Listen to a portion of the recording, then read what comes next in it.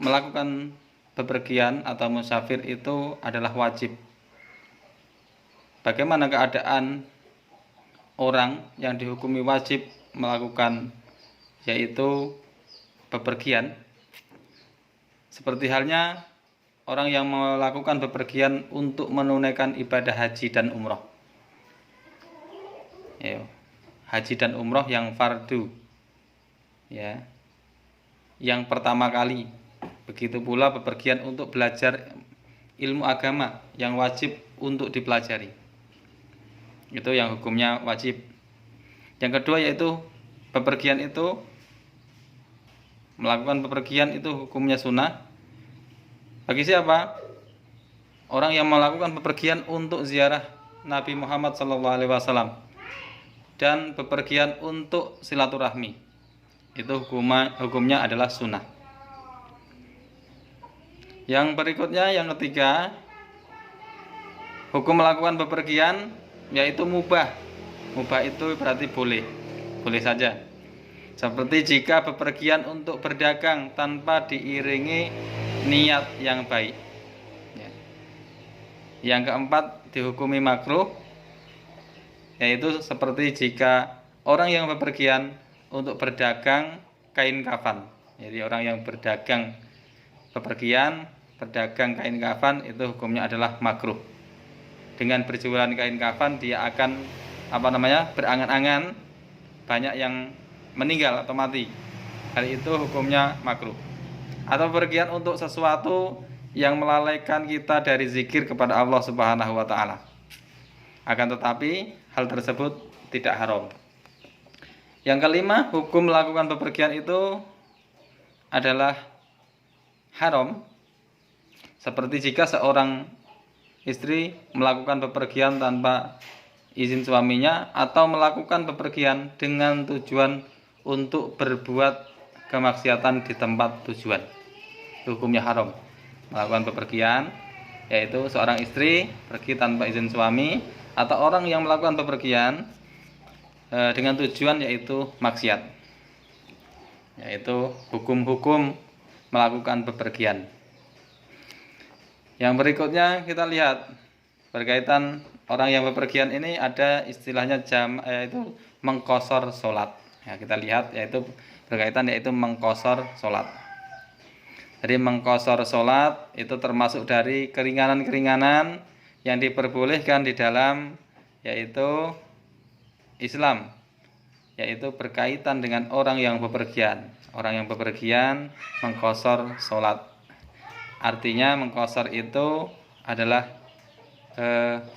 meringkas. Jadi meringkas sholat, yaitu yang 4 rakaat menjadi 2 rakaat. Jadi meringkas rakaat di dalam sholat. Yang tadinya 4 rakaat sekali lagi menjadi yaitu 2 rakaat.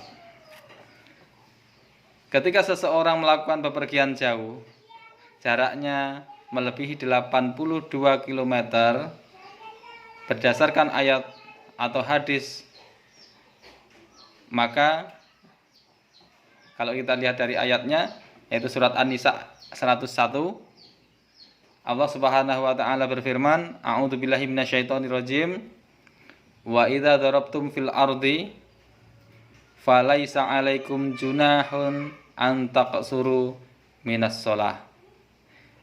Yang artinya, dan apabila kamu bepergian di muka bumi, maka tidaklah mengapa kalian mengqashar sholat.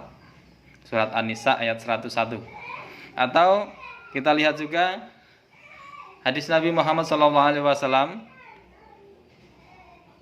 An Ibni Umar radhiyallahu anhu qol, sahibtu Nabi SAW wa kana la yazidu fi safari ala raq'ataini. Wa Abu Bakrin wa Umar wa Utsman kadzalika. Muttafaqun alaih. Yang artinya, aku telah menemani Nabi Muhammad SAW dalam bepergian. Kemudian maka beliau tidak menambah sholat lebih dari 2 rakaat. Begitu juga dilakukan oleh sahabat Abu Bakar, Umar, dan Utsman radhiyallahu anhu.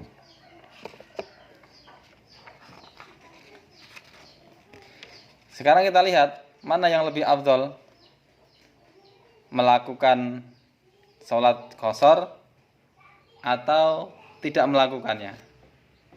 Ya, kita lihat apa yang lebih afdol. Yang lebih afdol bagaimana?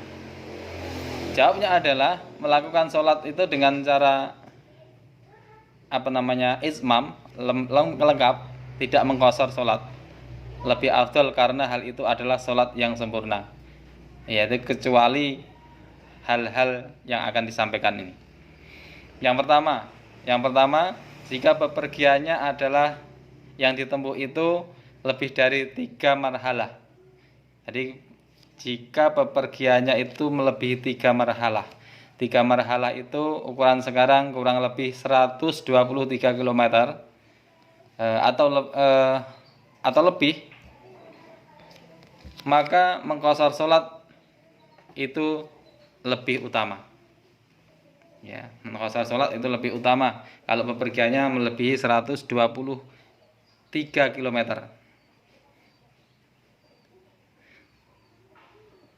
Dalam mazhab Hanafi terutama disampaikan tentang ukuran ini.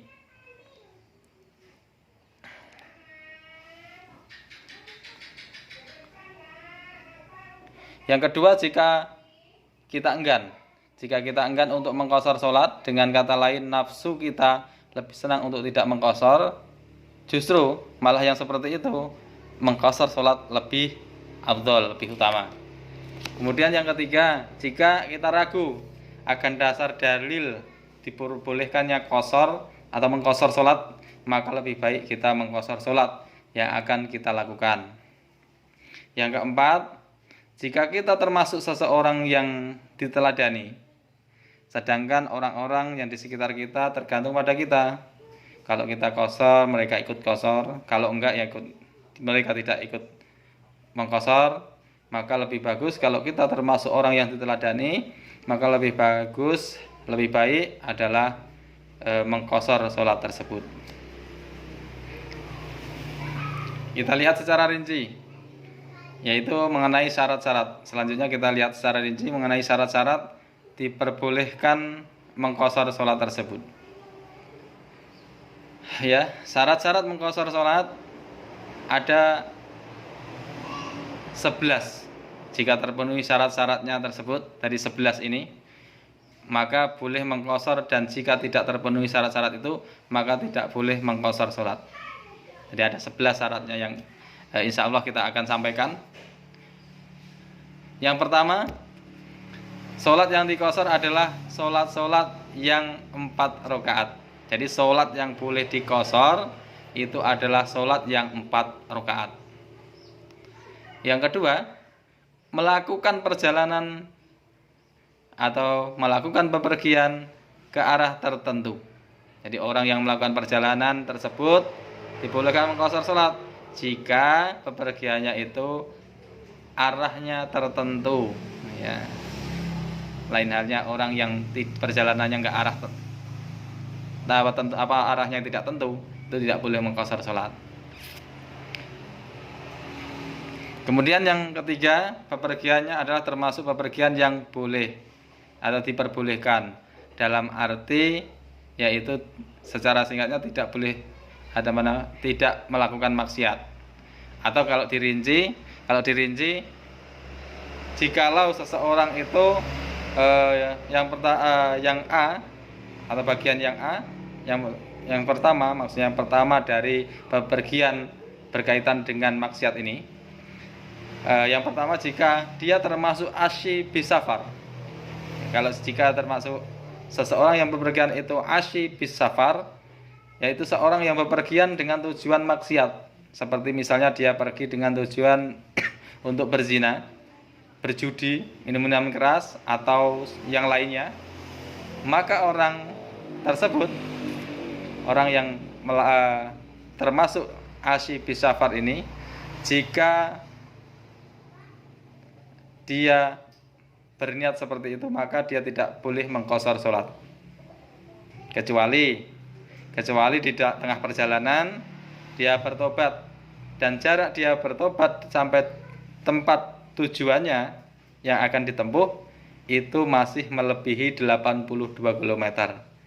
Nah, jadi kalau walaupun asalnya dia berniat bermaksiat, berbuat dosa, jikalau di dalam perjalanannya dia termasuk orang yang bertobat dan jarak dia bertaubat ke tempat tujuan itu melebihi 82 km atau lebih, maka dia tetap boleh mengqashar sholatnya. Jika kurang 82 km maka dia tidak boleh, yaitu mengqashar sholat.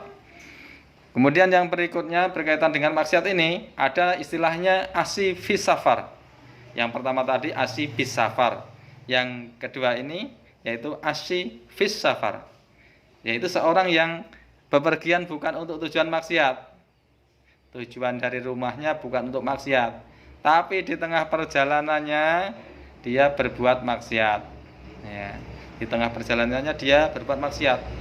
Ya, banyak jenis maksiat, termasuk ghibah, berbohong atau berpacaran di tengah jalan. Jadi itu namanya asi fis safar. Bagaimana kalau hal tersebut terjadi dari orang bepergian? Maka hukumnya adalah boleh baginya untuk tetap mengqashar sholat. Jadi asi fis safar itu tetap boleh, yaitu mengqashar sholat. Ya. Kemudian yang berikutnya berkaitan dengan maksiat ini, orang yang bepergian melakukan maksiat. Yang ketiga itu adalah asi bis safar fis safar. Asi bis safar fis safar, yaitu seorang yang melakukan bepergian bukan untuk tujuan maksiat, akan tetapi di tengah perjalanan dia ganti tujuan bepergiannya dengan tujuan maksiat. Awalnya dari rumah tidak maksiat bepergiannya, di tengah perjalanan dia ganti niat, dia melakukan yaitu maksiat. Kemudian